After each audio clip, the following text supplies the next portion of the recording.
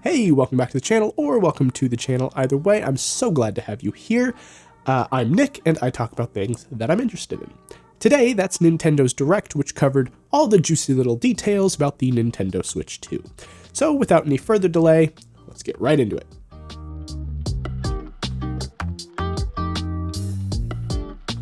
Quick disclaimer, I'm a little bit under the weather in case you couldn't tell by the audio in this video. Because of course Nintendo just had to have their Direct right on the day that I get sick, so bear with me.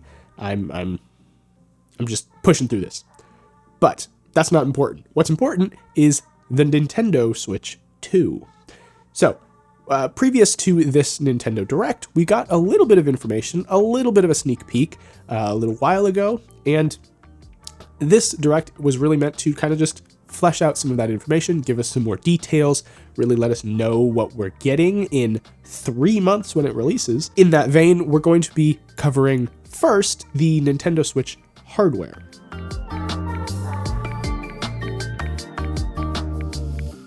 I'm going to start kind of with the screen. It's kind of the most important thing. It's one of the most direct things that you engage with. It's what all your games are displayed on. So we're going to be talking about that screen. The previous screen was 720p. That's on the Switch 1. You know, it's fine. It was dated for the time that the Switch 1 came out. It's even more dated now.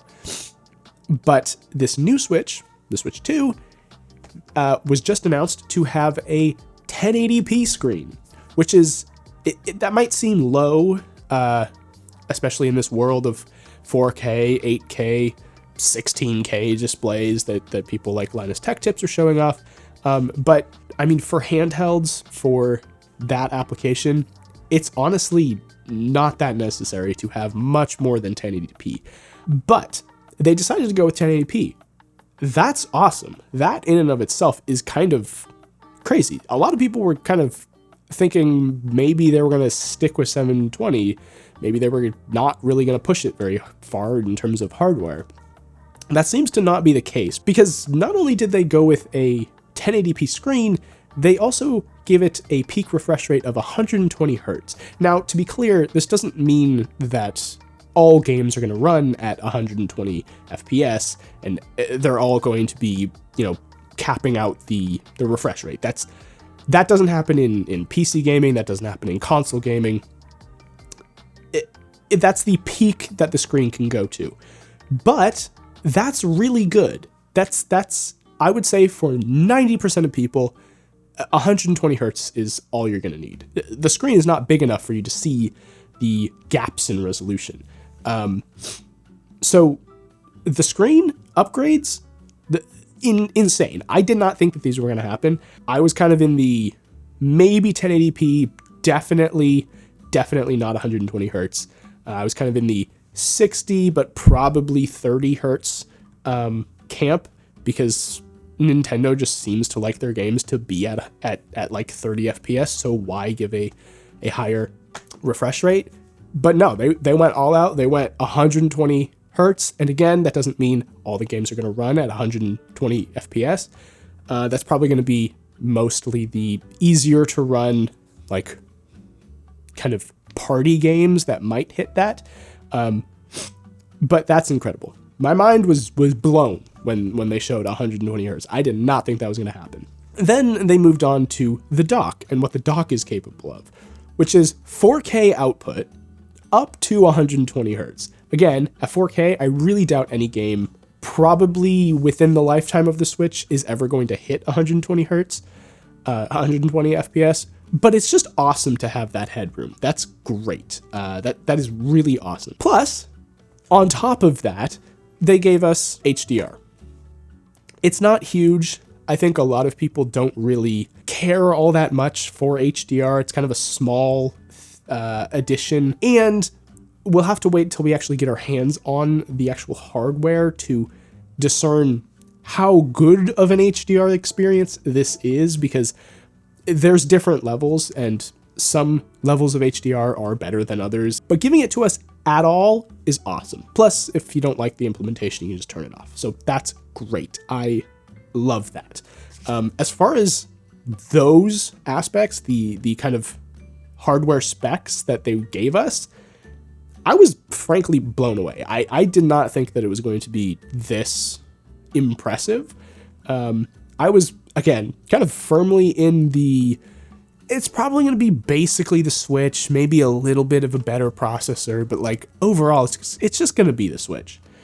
And while it is technically still that, and we'll get into that with the kind of controllers and stuff, it is technically still just the Switch, but it's absolutely a generational leap over the Switch. This level of hardware kind of brings it in line, I would say, between the PS4 and the PS5, like between last generation and this generation. It's not quite up to the level, I don't think, of this generation in terms of hardware, just because it can't do 4K natively. And again, we'll really have to see the frame rates and the actual performance of the chips in the Switch 2 once people actually get their hands on it. Because having a peak refresh rate of 120 hertz is great. It's awesome. But if no game can be played at higher than 30, it doesn't really matter. I'm kind of confident they won't run into that issue. They're a big enough company. I think they'll be able to manage it. But we'll just have to wait and see till we actually get our hands on the hardware. And getting our hands on the hardware, I think, will be an enjoyable time. And that is because of the new Joy-Cons. Now, the Switch itself has kind of expanded. It's gotten bigger. The screen is a little bit larger, but it's the same thickness, which is awesome. I think the thickness of the Switch is probably one of its greatest strengths. It feels really elegant to hold and to use. Giving it a larger size overall is a great move. That gives your hands a little bit more to grab onto, a little bit more purchase on the device, and it gives them more room to make improvements like larger joysticks, potentially larger buttons, things like that. Things that'll just make it a little bit more comfortable to use, where the previous Switch was a little small. Like the buttons were all pretty small compared to like normal controllers. And with this size increase, I think they'll be able to bring it a little bit more in line with normal controllers, so it might feel a little bit better to actually use. Speaking of the Joy-Cons though, let's talk about the mouse. They put a mouse. They put a mouse in the Joy-Cons. These rumors were kind of not confirmed back then because they just kind of showed a clip of it moving like a mouse, and people were like, ooh, it's a mouse. But they didn't say it. Now they said it. Now they said it and they showed it, and it's definitely a mouse. And that's awesome. One of the biggest downsides to consoles, in my opinion, is the lack of keyboard and mouse support. Now, they haven't gone quite so far as to give us keyboard support, at least as far as I'm aware, but they've given us built-in mouse support. And just a small technicality, it doesn't have mouse support, so far as we know, but the Joy-Cons act like mice. So what that means is that you probably can't plug in a mouse and keyboard and just use that, but the Joy-Con acts as a mouse. But okay, that's the screen, that's the dock, that's the mouse controls. Let's get to the games.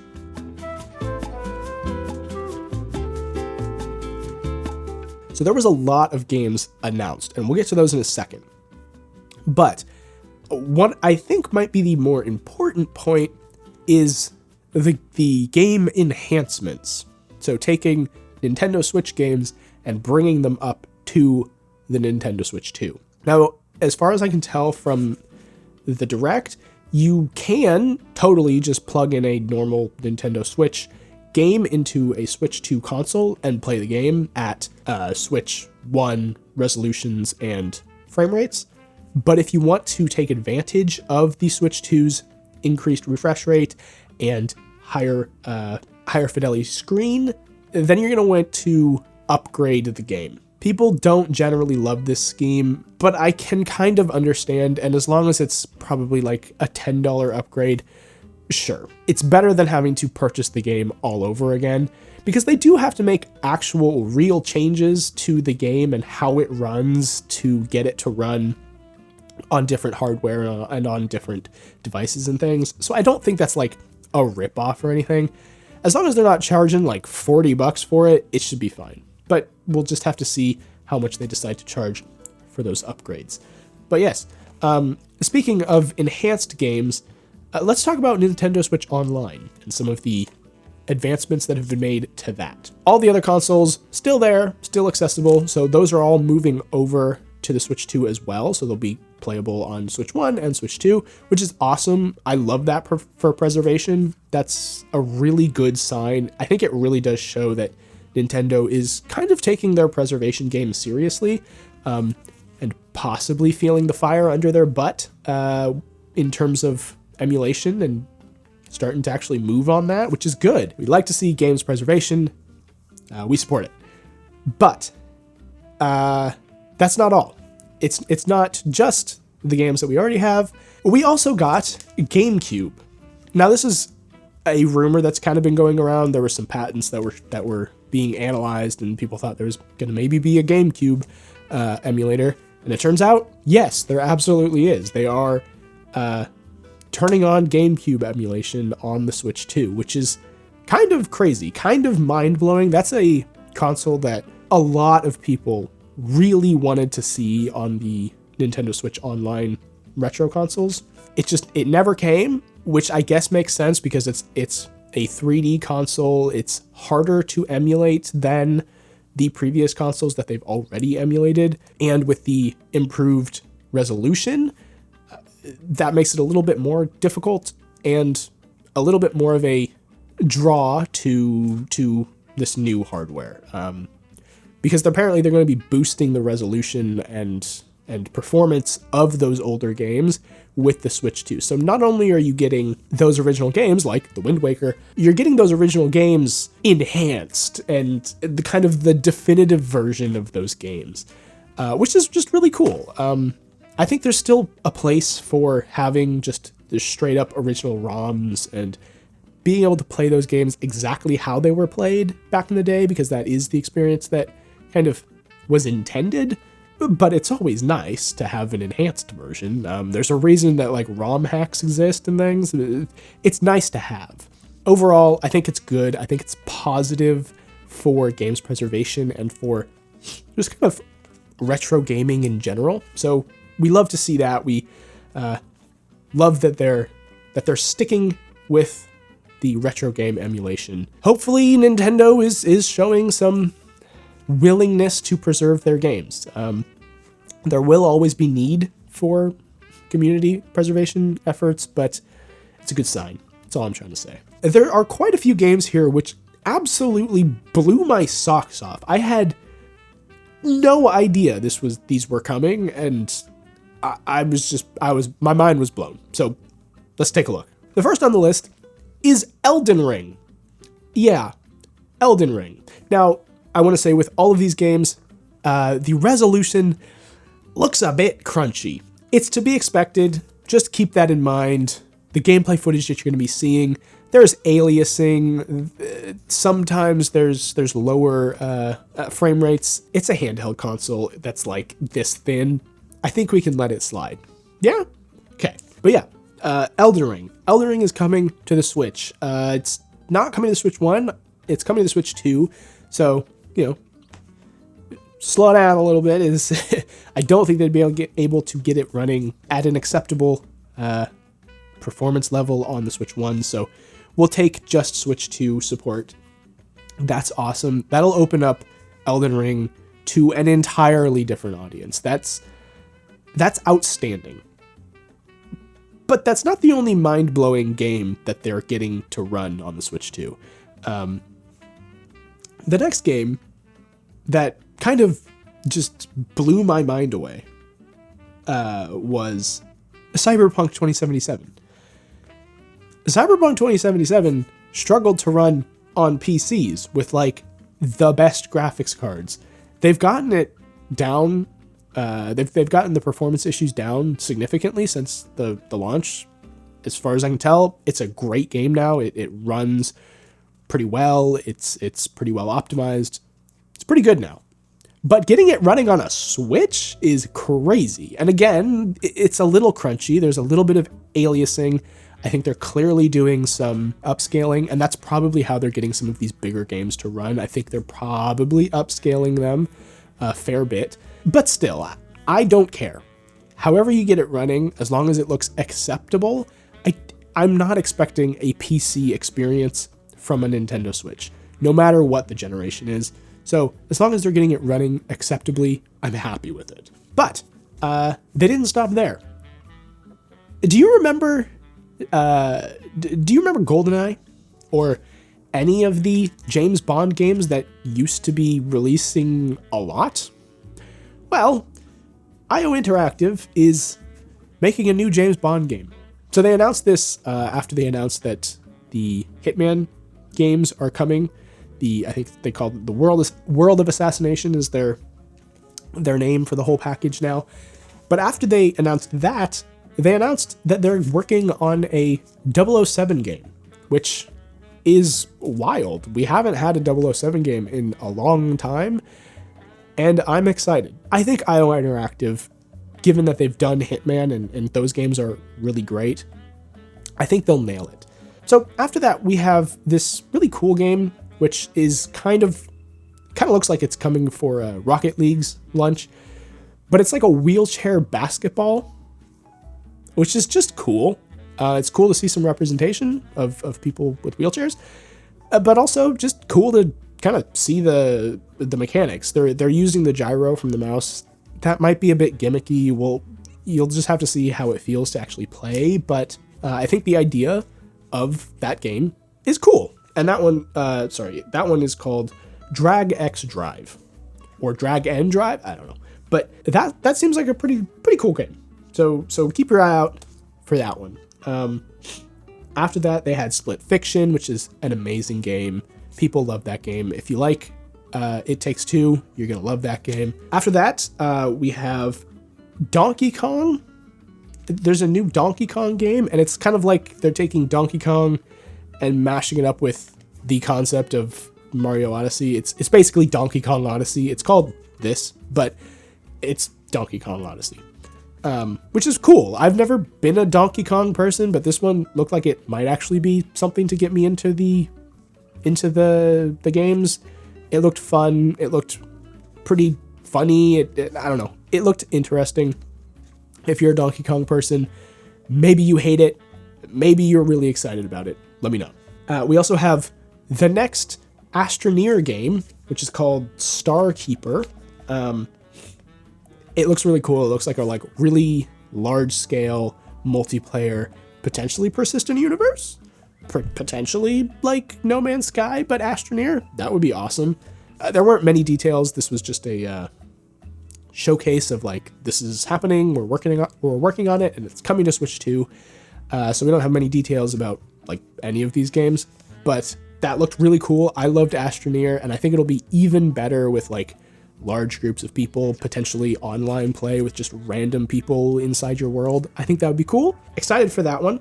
And the last game on the list, in fact, I think it was the last game announced. No, it was right before Donkey Kong. But close to the last game announced was FromSoft's new game called Duskbloods.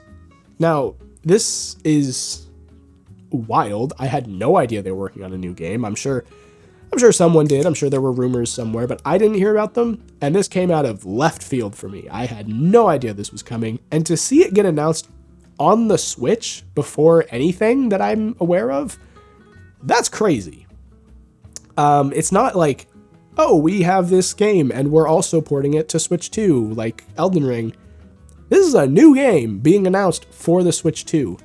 And it's a FromSoft game, which is crazy to me. But that aside, it looks like a really awesome game. They look like they've kind of listened to the community. They know what they do really well, but they also know what the community wants, and the community wants Bloodborne.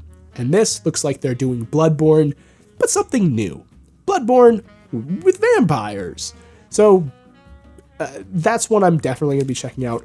Honestly, probably not on the Switch, because I want to see that game in its full glory. If it comes to PC, I'm actually not certain. It said exclusive to Nintendo Switch 2. I'm not certain if that means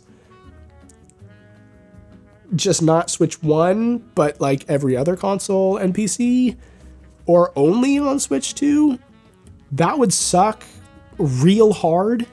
I'm hoping it comes to PC. I'm hoping that gets a wider release. But if it doesn't, still looks like a really cool game that you should definitely keep your eye on. That's kind of all the games that I wanted to talk about. There were a lot of other games that were announced, and you should absolutely go watch the Direct to see all of the games, because you might be into some that I did not care at all about. They're doing a great job. This Nintendo Switch 2 seems like it's going to be a win. We'll see how the sales pan out, and frankly, I don't care. If it's good to me, I'm chilling with it. It'll be an amazing console, but it looks like a slam dunk, honestly. And this whole releasing with a lot of games thing is a big step up from the Switch 1 launch. If you remember the Switch 1 launch, there was like a couple games that they were launching with. This time, they got big names. And it seems like they've got studios lining up around the block to work with them. So that's really great to see. We'd love to see a console released with a lot of games, because that's how a lot of consoles fall. They release an awesome console with awesome hardware and awesome capabilities, but they just fall flat when it comes to games. And that's the whole point of the console, is to play games. So it's great to see it getting released with some really interesting new and old titles. I had a really great time with it. It was kind of an A+ Direct for me, honestly. I was surprised. I was very happy. I was very pleased with what they showed, and I'm very excited for the Nintendo Switch 2. I think it's going to be really great and a solid step up from the Switch 1, which was certainly not a given. But let me know your thoughts down in the comments, what you think of the Nintendo Switch 2, what you think of the dock. I have a feeling it's going to be a little bit divisive. I think it looks cool, but I have a feeling it's going to be a bit divisive. But yeah, let me know all your thoughts down in the comments. You can join our Discord if you want to go find a like-minded community to play some games with. Or you can join the channel if you want to support me financially. The Discord's free. The channel joining is not. But yeah, other than that, don't forget to like, subscribe, and ring the bell so you never miss a video. I hope to see you here next week. And as always, happy gaming.